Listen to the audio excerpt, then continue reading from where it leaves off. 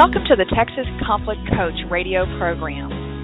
If you have ever experienced or engaged in destructive or unresolved conflict, then you know it leads to broken relationships, distrust, and damaging results. Our program will help you manage and resolve conflict effectively with strategies, valuable resources, and support. I am your host, Patty Porter. My guest hosts, Dina Zametta and Stephen Kotev, along with our guest experts, will share our experiences, raise your awareness, and give you food for thought. We will share with you problem-solving strategies no matter what your situation is. At work, with neighbors or friends, family, and as partners. Tune in or join in the conversation every Tuesday evening.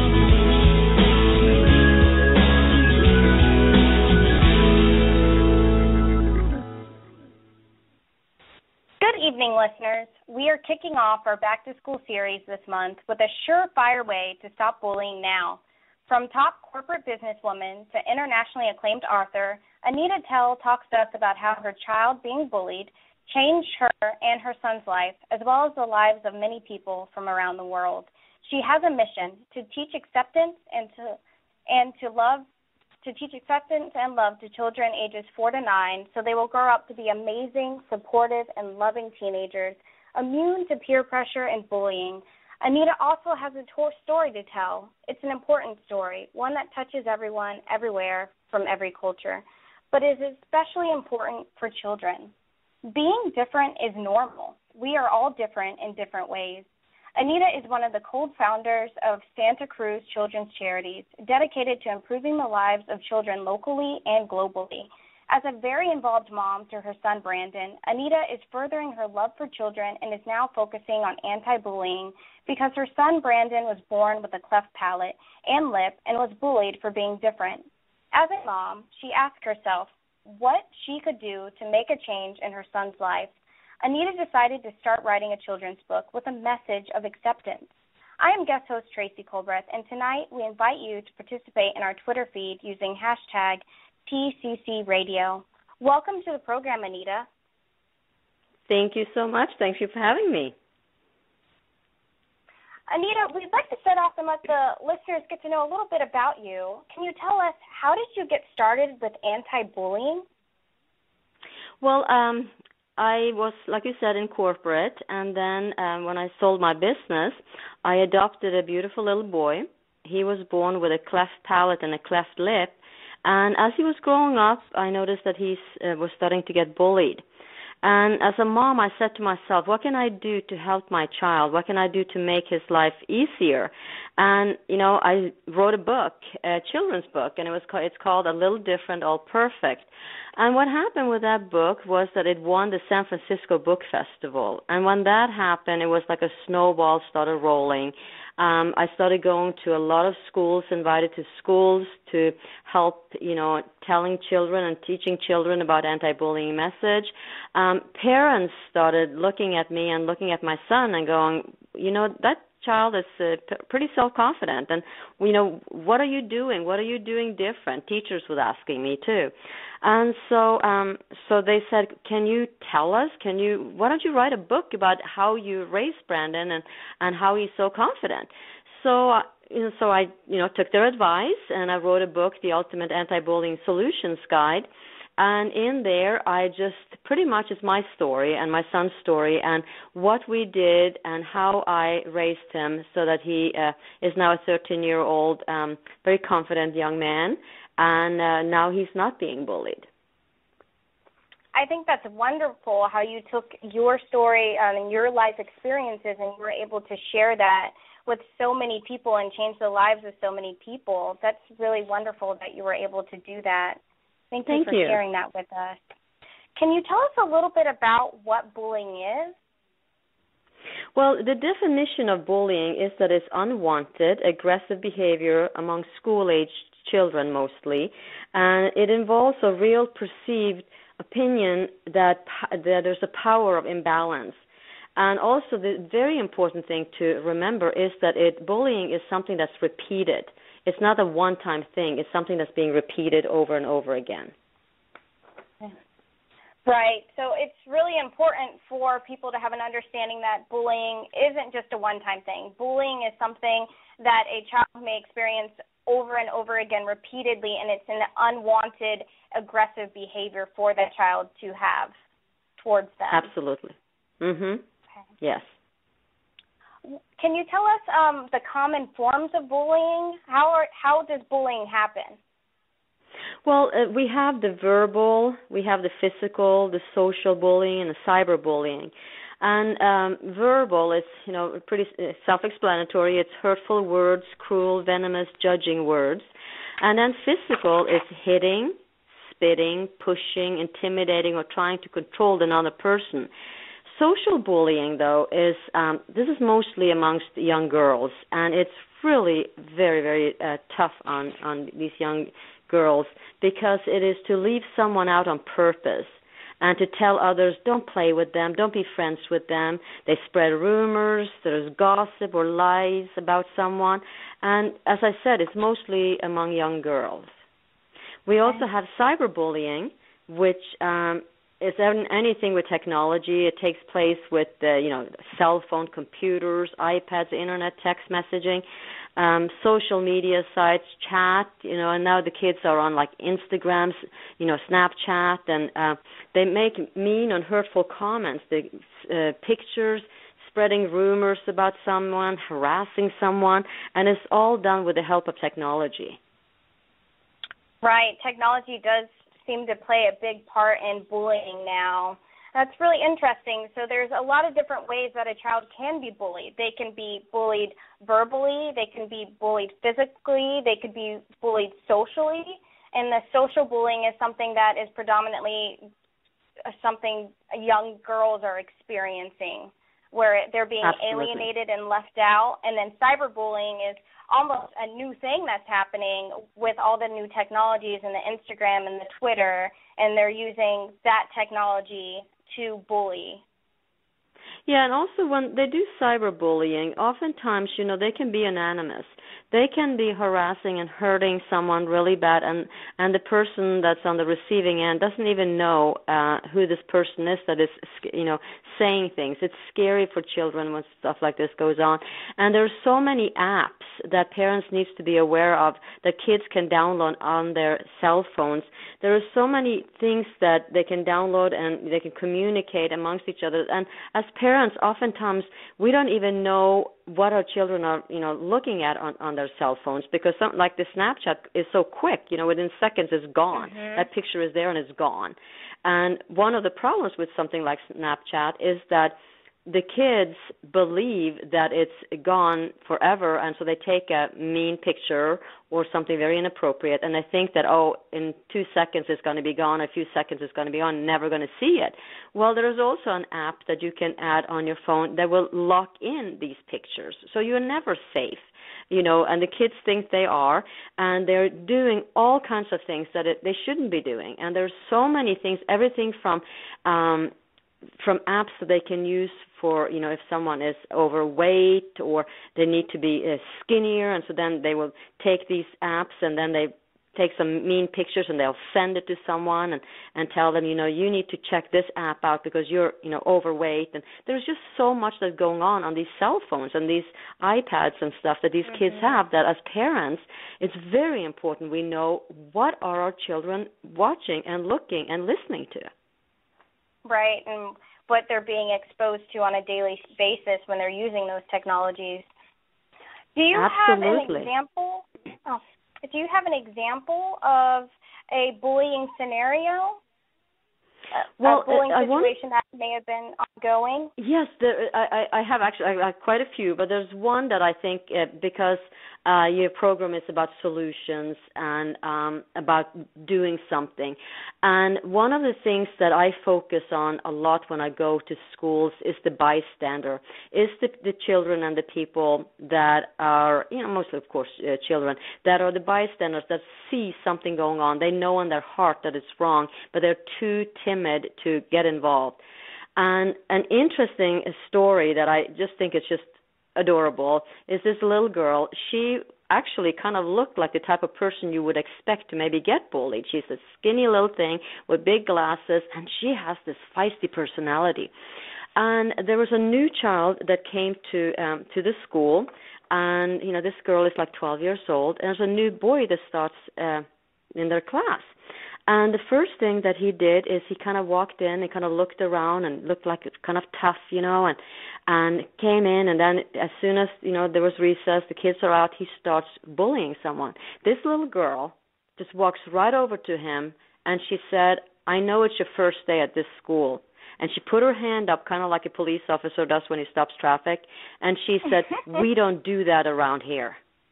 Stop. We don't do that around here." And he didn't even know what to do. He was just looking at her. The interesting thing was that this child was sent to this school and changed schools because at the other school he was bullied so severely that he couldn't stay there anymore. So he decided that when I get to that new school, I'm going to be the one that everybody's going to be afraid of, and I'm going to be that one. And so he walked in, and when that little girl just walked over to him, put her hand up and said, "We don't do that around here," he was like, wow, and he never did bully anybody, and everybody did get along. And I just love that story, because it's the passion in this young girl. And she, as a bystander, she did something. She wasn't afraid. She decided, you know what, I'm not going to allow this to happen at our school. We don't do that here. And just an amazing story. I was just, when I heard that, I was just like, you go, girl. Right. That's wonderful. I can't imagine the courage that it took for her to say something, and that's such a teachable moment for him to Absolutely. have that, awareness of, I am doing what happened to me, but that's not okay here. This is a new place with new people, and that behavior is just not accepted here. So that had to be a great moment for him as well, to have some sense of safety. Absolutely. Yes. It was just wonderful. And also another thing that I wanted to make sure, and I know I kind of, talked briefly about it earlier, but it is really important for us as parents to do realize that bullying is something that's ongoing. It's kind of easy in today's, society with everything going on, and actually bullying is kind of like almost like a fad word in a way where, people are using it and they don't really understand it exactly. And one of the things that I wanted to make sure that I do get out there is that bullying is ongoing. So if someone comes over and they throw some popcorn, down your blouse, or they mess up your hair, whatever it is, it's mean, or, it's scary, or whatever it is, but if it's not ongoing, that is not bullying. And one of the things that I'm fearful of is that oftentimes parents, and with strong personalities, that maybe their child someone threw, Coca-Cola on them or something. They go into the office at the school, talk to the principal or the teacher, and they demand that something is being done because my child is being bullied. And so, of course, the teachers are going to, wherever there's a fire, they're going to be there to stop this fire. And then, again, you have the child that every day when they come to school, they are being bullied. The same thing happens every single day. Someone might be, taking their glasses away from them. Someone might be saying mean words. They might be, if they're girls, maybe some social, they're being pushed away because you're not like us. We don't want to be with you. And this is going on. And I'm worried that they're going to fall through the cracks again, because bullying is it's so hard that people think, oh, well, they grow out of it. But that's not the truth. Mm-hmm. There is studies done, and there was one in Ireland and Scotland. They followed these people for 50 years. And 50 years later, they still had issues with the fact that they were being bullied as a child. So it is really important as parents that we do step in, we do something, and we work with our kids, and we help them, and we make them feel safe and loved and know that they are not alone. Right, that is really powerful. And the key to bullying is, it is something that is ongoing. And when you experience something for a long period of time, that goes with you, that travels with you as you age and as you become an adult and you make a difference in this world. So it is really important for people to have that awareness of how bullying can impact the individual and also the bully. Absolutely. I do want to remind listeners that you are listening to the Texas Conflict Coach blog talk radio program, and we are talking with internationally acclaimed author Anita Telle regarding bullying. Anita, how can someone recognize when a child is being bullied? Well, it's there's some, of course, some things that are pretty obvious, like, if you see bruises, damaged clothes, their backpack is ripped, then, that's definitely, a big sign. However, the signs that you really need to stop, pay attention to, and it also is, the kids are in their age, they're, middle school, so there's going to be changes, as it is. But some of the things that you really do need to pay attention to is if the child is kind of withdrawing. They come home from school and they withdraw. They go into their room. You knock on the door. Hey, honey, do you want to come? No. Leave me alone. I don't want to do anything. I'm tired. I'm not feeling good. When they do stuff like that, that is a red flag. So please pay attention to that. Also, when they do not want to hang out at after-school activities anymore, maybe they used to do it all the time, and suddenly there's a change that they don't want to do it. No, I'd rather come home. Right after school, they want to come home. You see that there's something there. They are not feeling safe. There is something going on. You also notice a change in personality, and it's a tough one, but really pay attention to suddenly your little girl or boy, there's a change in their personality. They could come across as maybe a little bit more nervous, or, a little angrier and or sad. There is some emotion. Something is going on there. Talk to them and ask them, what's going on. Always make sure that you talk to them. And also they try to maybe say, "Oh, I'm not feeling good right now, Mom. I can't go to school today." Every day in the United States, 160,000 children does not go to school because of bullying. That number is enormous. It is absolutely unbelievable, but that is the truth, and that it's not changing. There is a lot of things going on. There's a lot of people that are doing things. There's, kid power. There's all kinds of things, leadership classes for children where we work with them. But really, 160,000 children every single day does not go to school because of bullying. So do pay attention and do realize that, something can be, hormonal. They're at that age. But you know your child better than anybody else, and you will tell, and you can tell when something is just different. Wow, 160,000 children. That really shows you that bullying is an issue, and it is an issue that many children are facing and dealing with every day. And it's important to know the signs. It's important to know that a child may be withdrawn. They may experience absenteeism. They may have bruises or damaged clothing. They may have changes in their personality, or they may just want to avoid after-school activities altogether. So those are some key signs that there's something wrong, that something's happening. So that's really important for people to be aware of. Absolutely, yes. If someone is being bullied, what can you do to help? Well, something that I did with my son that I think is a really good idea because it worked for me, and that's why I'm saying that. When they're younger, when you start with them, and my son, he was being bullied when he was younger, and then we started working with it. We started working on his self-esteem. But I came up with this thing that I call the bully shield. And what it is that I would tell my son to imagine almost like a magical shield all around him that was powerful, that it surrounds him. And so when the words come or the insults come, it hits the bully shield. It hits that shield, and it doesn't get through to him. He doesn't have to take it on. And so what happened with that is that I had you know those little Legos that the kids play with, Star Wars or whatever, those little Legos. Mm-hmm. And my son loved those. And so I took some of them and I put them up, and I gave him a ball, and I said, honey, roll the ball over towards the Legos. And he did, and of course they all fell over. And so I said, okay, now we're going to do something different. And I put the little Legos inside a water glass, and I said, roll the ball right now. And he rolled it, and of course it hit the water glass. Nothing happened. The Legos are still standing there.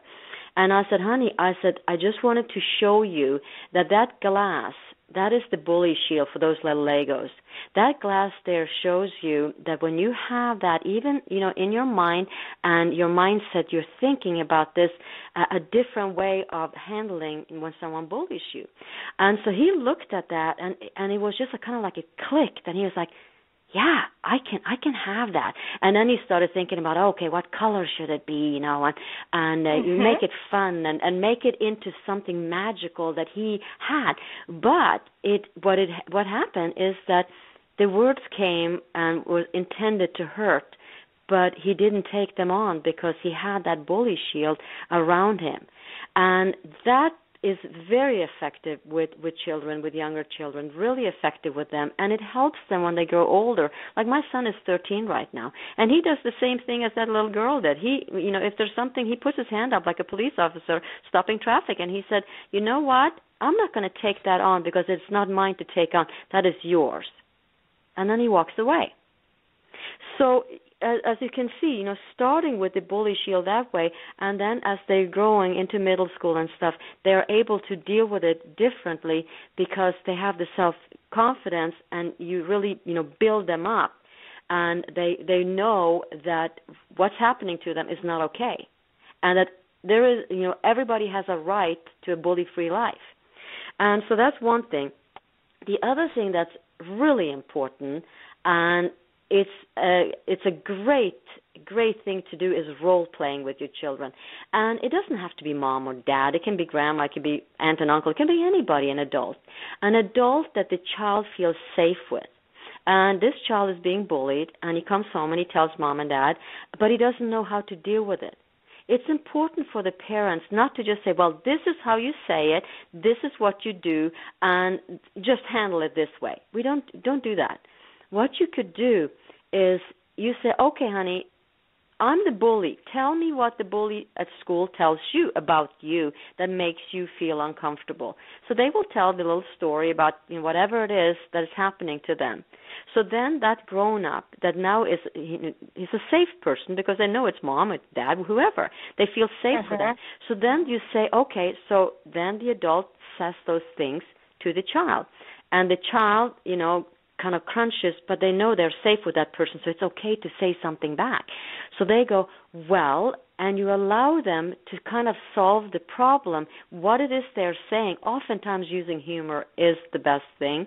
And so the child says it to the adult now and is kind of trying out, what can I do? And it's important, like I said earlier, it's important to allow the child to use his or her words.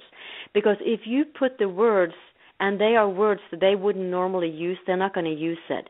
So allow them to come up with it, and then in a positive way say, wow, that was great. If I was the bully and you said that to me, I would kind of laugh about that, or I wouldn't do that. And so you kind of encourage them and give them this feeling of power.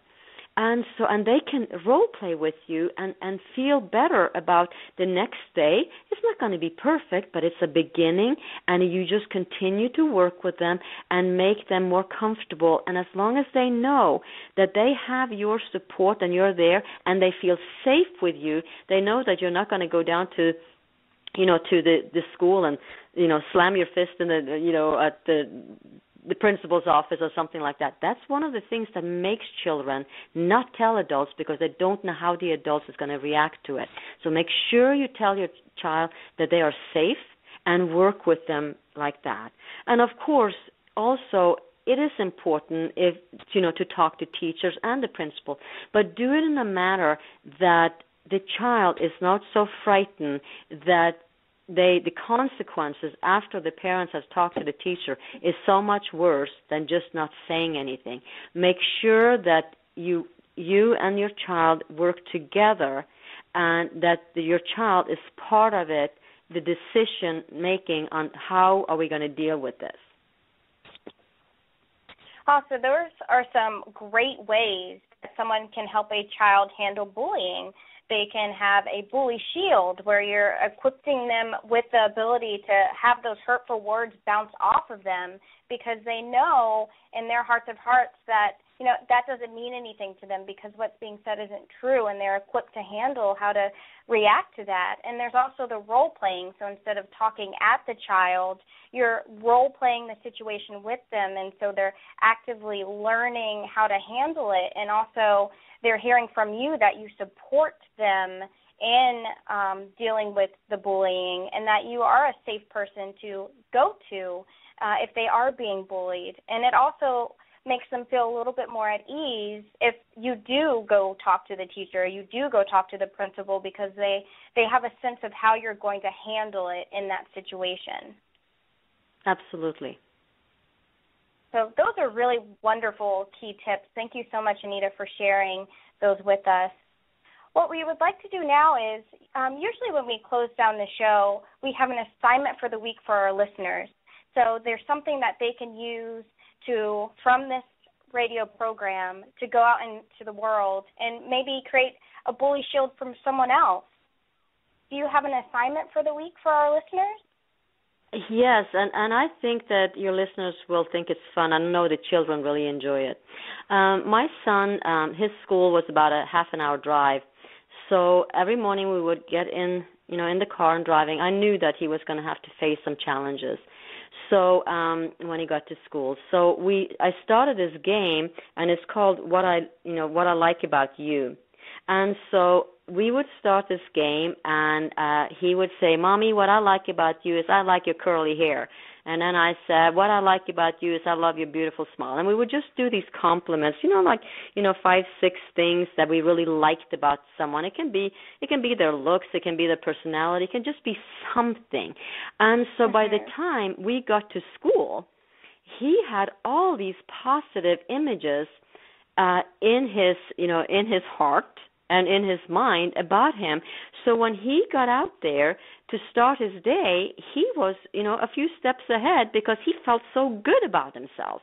And I would like your listeners to do that with their children. What I Like About You is a wonderful little game that teachers can do it, and grandparents, we can all do it. And it just starts the day, in a positive manner. You can do it at breakfast table with mom and dad and your siblings too. But it's just something that is positive, something that is easy to do, and something that will make a difference. That is great, and it also sounds like it is something that is simple, it's easy to do, and it has a huge impact because you are starting the day off in a positive note, and that positive experience that you're having in the car or at the breakfast table can spill into your everyday. It can spill into the first class that you go into or the person you say hi to in the hallway. So I think that is a great game to play, and it's a game that doesn't require a lot of time because people are busy. But it's a powerful game. So thank you for sharing that with us. You're welcome. For our listeners who would like to get more information, Anita, do you have some contact information or any additional material that our listeners can go check out? Yes, if they go to anitatelle.com, that's ANITATELLE.com. There you can read about me, what my mission is, what my passion is. You can also check out my books, The Ultimate Anti-Bullying Solutions Guide. That's a book for parents, and then my other books, Old But Not Expired, is a book that teaches children respect for elders, Always Time for Kindness, and A Little Different, All Perfect. And so you can find that there at anitatelle.com. Okay, wonderful.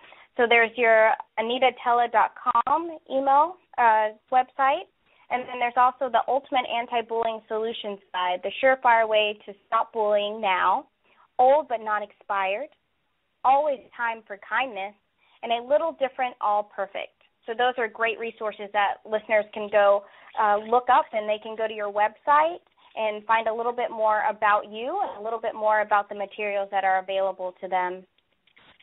What final message do you want to leave with the listeners, Anita? Well, I think it's really important that we realize that being different is normal. We are all different in so many different ways, and we were all born originals. And I think it's interesting how many people try to strive to become a copy. Just accept you for who you are and know you're a masterpiece. And when we love ourselves and feel good about ourselves and who we are, it is then that we can truly love others. No one else can make us whole. That is up to us alone to do. That is a powerful closing message. Being different is normal, and we are all different in different ways. That is a wonderful catchphrase for people, a mantra for children to say over and over again that, you know, I am different, it's normal, it's okay, and everyone else is different too. So thank you so much for being on the show, Anita. Thank you for having me. It was a pleasure.